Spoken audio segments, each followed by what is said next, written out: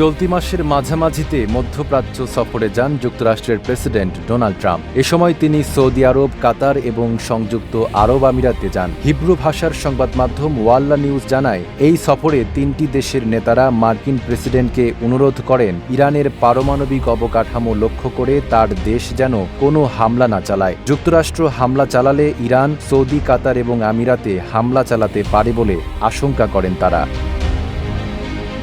তিনটি সূত্রের বরাতে ওয়াল্লা আরও জানিয়েছে, এই তিন দেশের নেতা ট্রাম্পকে অনুরোধ করেন ইরানের সঙ্গে পারমাণবিক চুক্তির চেষ্টা যেন চালিয়ে যান তিনি। সৌদি আরবের ক্রাউন প্রিন্স মোহাম্মদ বিন সালমান, আরব আমিরাতের প্রেসিডেন্ট মোহাম্মদ বিন জায়েদ এবং কাতারের আমির তামিম আল থানি ট্রাম্পের কাছে আশঙ্কা করেন, যদি ইরানের পারমাণবিক অবকাঠামোতে কোনো ধরনের হামলা হয় তাহলে ইরান পাল্টা সৌদি, আমিরাত এবং কাতারে হামলা চালাতে পারে। দেশগুলোতে মার্কিন ঘাঁটি থাকায় তারা হামলার আশঙ্কা করছে।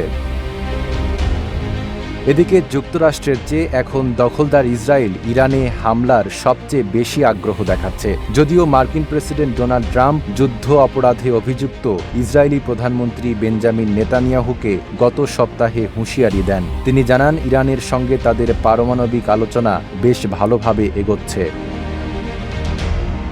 দখলদার ইসরায়েল আপাতত ইরান যুক্তরাষ্ট্রের মধ্যে আলোচনা ভেস্তে যাওয়ার জন্য অপেক্ষা করছে। প্রভাবশালী সংবাদ মাধ্যম নিউ ইয়র্ক টাইমস গত বুধবার এক প্রতিবেদনে জানিয়েছে, ইসরায়েল যদি ইরানে হামলা চালায় তাহলে যুক্তরাষ্ট্রকে আগে থেকে খুব বেশি অবহিত করবে না।